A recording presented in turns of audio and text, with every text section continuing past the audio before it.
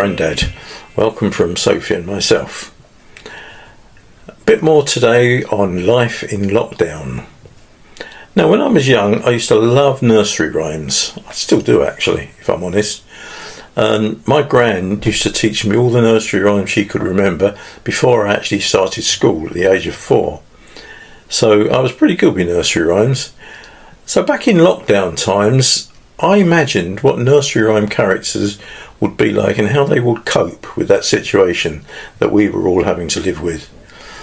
Now, to remember, before we start the poem, social distancing, bubbles, working from home, not allowed out, etc., etc., all mentioned in this poem.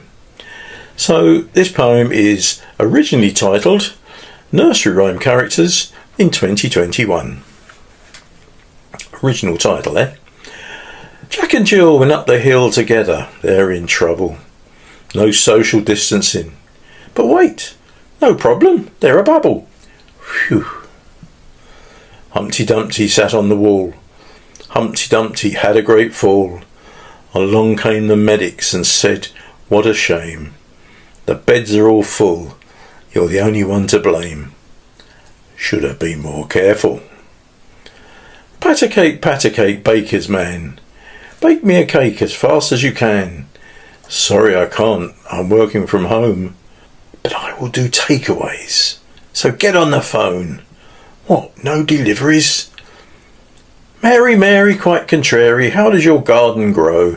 With silver bells and cockle shells and pretty maids all in a row. Where on earth can you buy such things now you're stuck indoors all the time? It's easy, I just go online and order from Amazon Prime. Next day delivery. Simple Simon met a pieman going to the fair. He said, "Turn round, the fair is closed. I know, I've just been there." Should have checked in the paper. All fairs are closed due to COVID restrictions. Old King Cole was a merry old soul, and a merry old soul was he. He called for his pipe, he called for his bowl, and he called for his fiddlers 3. He's not allowed out, so he ate all day. Nothing else seemed to matter. He ignored advice to exercise. He just got fatter and fatter. Perhaps one day he'll explode. Bar bar black sheep, have you any wool? I've got loads, probably 12 barns full. Trade is very weak, the exchange rate affects it, and then to cap it all, we've got to live with Brexit. Better take up knitting. Ring a roses, a pocket full of posies. A tissue. Oh, let's all run. Can't take any chances. Go home and sanitise. That was my view on nursery rhyme characters in 2021. Now, we've got one more poem for you today. Whether you think that's a good idea or not, I'll leave it to you to decide. The background to this one. I've always enjoyed going on a putting green or a pitch and putt or playing crazy golf. And I consider I used to be able to hit the ball at least. But watching all the major golf championships, I must confess to being just a little bit jealous. And how easy the professionals used to make it look. I could never hit a ball quite like that. So I decided when I retired, and I can't believe that's now 14 years ago. Incredible. I'd try and take up golf just to see how I got on. So this poem is all about that situation. Now the title, well, probably cleverer than the poem actually. With all due respect to William Shakespeare, the title is called To Tea or Not to Tea. See what I've done there? Here we go. I always thought I'd try it at the end of my career. So in retirement, no excuse, I'm off to get the gear. I didn't have to buy that much, as hand-me-downs appeared. And soon I had a set of clubs. It all seemed very weird. 2 sons played and bought me tees and balls to kit me out. They really wanted me to play, of that there is no doubt. I'd got a tool to mend the divots and a nice new trolley. I had a towel to wipe the clubs, and then I had a brolly. In fact, I felt so well equipped with all these golfing goods, I'm sure I'd got more gear to take than Mr. Tiger Woods.